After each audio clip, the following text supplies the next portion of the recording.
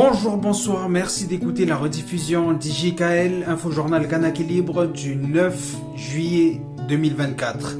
Restez jusqu'à la fin pour entendre les faits divers. Les images que vous voyez en arrière-plan nous viennent de Wailou de ce mardi 9 juillet. Les affrontements entre les forces de l'ordre et la résistance kanak est toujours très active. Pour les législatives, ce dimanche, des manœuvres sécuritaires ont été décidées pour sécuriser Saint-Louis.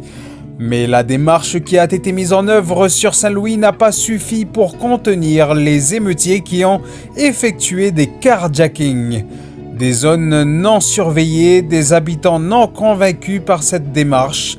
La mairie du Mont-d'Or semble même confirmer que parmi ces carjackings, une conductrice a été sortie de sa voiture, mise à genoux et pointée avec une arme sur le cou, puis déshabillée au pont de Saint-Louis ce dimanche. Infochoc, une vidéo circule dans laquelle on voit une traînée de sang laissée par un individu ou un animal. Nous n'en savons pas plus, la vidéo semble dater du 4 juin 2024, mais surgit sur les réseaux seulement qu'aujourd'hui. Quoi qu'il en soit, les traces de sang suggèrent que le blessé était grièvement touché et a perdu énormément de sang. Le 8 juillet 2024, la SMTU de Koutio brûle.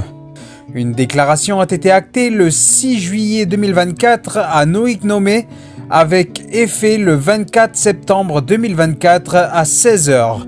Dans cet acte, le clan du royaume Teapuma en pays Haute-Mawap déclare que suite à la restitution de l'acte de prise de possession par le président Emmanuel Macron le 5 mai 2018, nous déclarons notre volonté d'appliquer nos prérogatives royales, princières et claniques kanak sur nos terres ancestrales.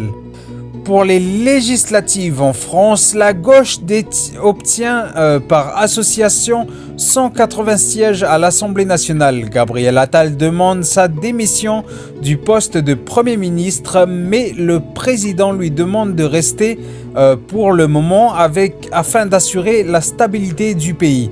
La gauche revendique Matignon pour avoir l'un des leurs premiers ministres. Jean-Luc Mélenchon n'étant lui-même pas exclu pour le poste de Premier ministre, propose Clémence Guettet, mais aussi Manuel Bompard ou Mathilde Panot. Fait divers, jugé jeudi, un jeune homme de Canala prend 2 ans de prison pour avoir pillé dans des magasins et tenté de voler un distributeur de billets. Merci d'avoir écouté la diffusion et le résumé de ce journal. Sur ce, bonne journée, bonne soirée.